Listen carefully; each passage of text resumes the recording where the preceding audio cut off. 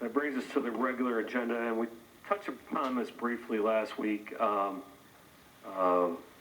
Council Secretary and previous Council Secretaries have done some research just to remind me of how we did this in the past, but we talked about a consent agenda and hope to get this language added in as a header as we go into these, but I still would like, I would propose that items 7.1 through 7.7 be handled as one item, and we will add in this preamble if the council agrees with this going forward. All items listed under the consent agenda are considered routine by the City Council and will be enacted in one motion. There will be no separate discussion of these items unless a council member or citizen so requests, in which case the item will be removed from the consent agenda and considered at the end of the regular agenda. We did not get that preamble in here, but the proposal at this point in time would be to adopt items 7.1 through 7.7 as a consent agenda item. Is there any disagreement that any of those items need to have particular attention? They seem to be rather straightforward. All right, so if we can have a motion to approve items 7.1 through 7.7 as detailed in the agenda. I'll make the motion. Support. Motion by Councilwoman Witten, supported by Councilwoman Brandana. All those in favor say yes. Yes. All those opposed say no. The yeses have it, motion carried. Item 7.8 is a motion to approve the first reading of case at 24-25Z, parcel number 60-0026-02-0030-300 of the Northwest Quarter Section 9, Township 3 South, Route 10 East, City of Taylor, Wayne County, Michigan, to be rezoned from B3 General Business to B2 Regional Business, and parcels number as listed of the Northwest 1/4 Section 9, Township 3 South, Route 10 East, City of Taylor, Wayne County, Michigan, to be rezoned from R1C Single Family Residential to B2 Regional Business. The properties are located on the east side of Telegraph between Crowley and Champaign.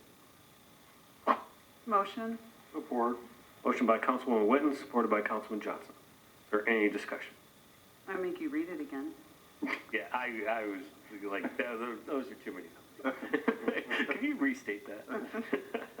All right.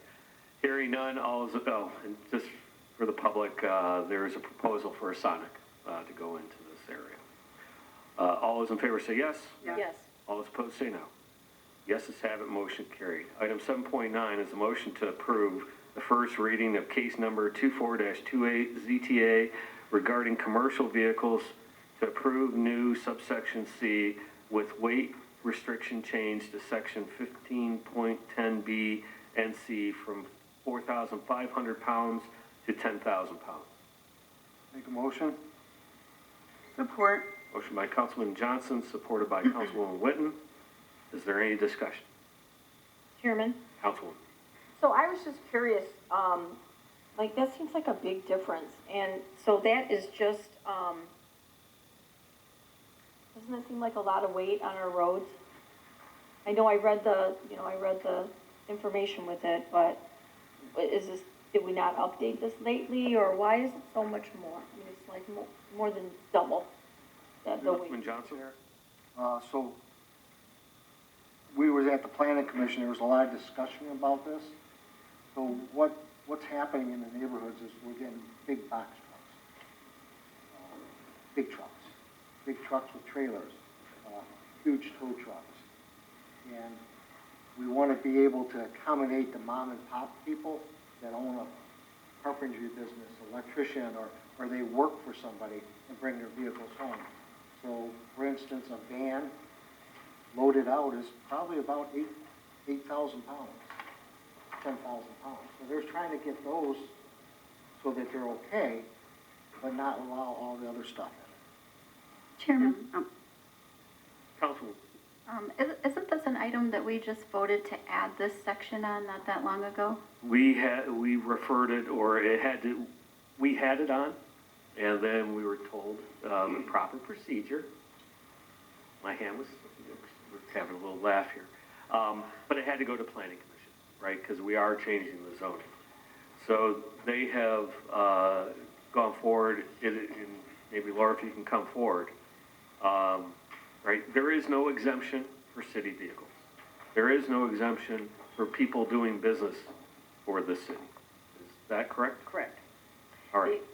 This was to it's a clarification of the current ordinance that's in the zoning ordinance with the update to the weight of the vehicles due to the fact the intent of the original ordinance wasn't to put mom and pops and people bringing their trucks home from work out of business and allow them to continue. It was just to help out the weight on our roads, not having semis parked out in front of your house all night, and so forth. So this kind of clarifies that and brings it up to date.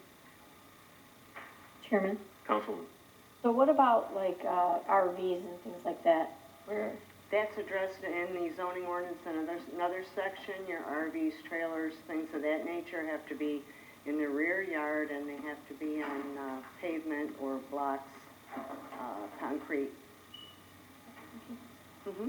Chairman, Councilwoman. just a comment, this got brought up in our last term, I think, so I had found an old email with gross vehicle weights, because it does seem like a big increase from what's there, but I think what was there was so long ago. Yeah. And cars weigh a lot more If you now. look at those transit vans now. and- Yeah, I had a couple, like an F-150 was like, according to the 6,100 to 7,000 pounds.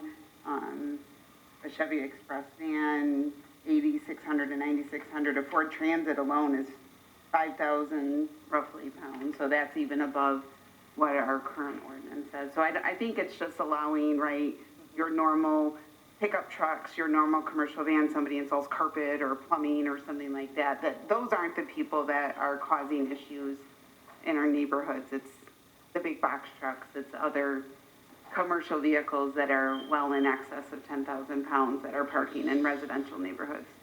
Through the Yeah. chairs, people are parking their city. Yeah.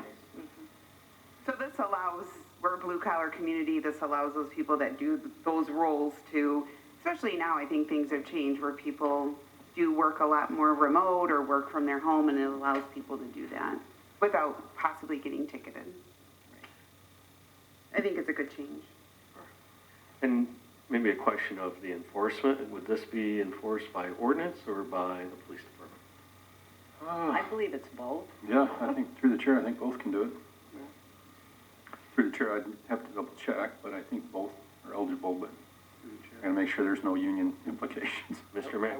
I was told if it's in the driveway ordinance, if it's in the road, the police. Okay, That's what I was told. I don't know if Okay. it's true, but No, I was that's- told.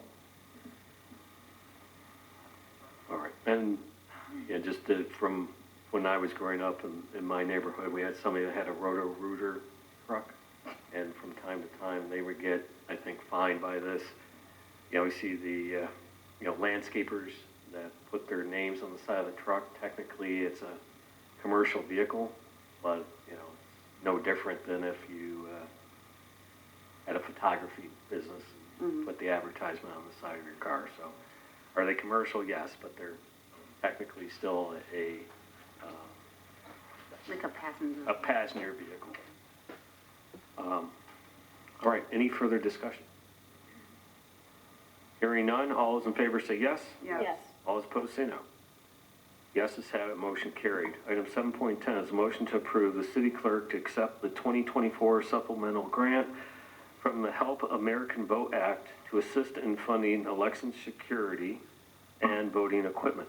Motion? Support. Motion by Councilwoman Rose, supported by Councilwoman Daniels. Is there any discussion? Hearing none, all those in favor say yes. Yes. All those opposed say no. Yeses have it, motion carried. Item 7.11 is motion to approve Lutz Roofing Incorporated low bid to install new EPDM roofs at the Taylor Police Department, Taylor Police Auxiliary Building, and the Northwest Pool Building for an amount of $670,050 plus a 3% contingency for an amount not to exceed $690,152 funded through TBA capital outlay. Motion? Support. Motion by Councilman Witten, supported by Councilman Johnson. Is there any discussion?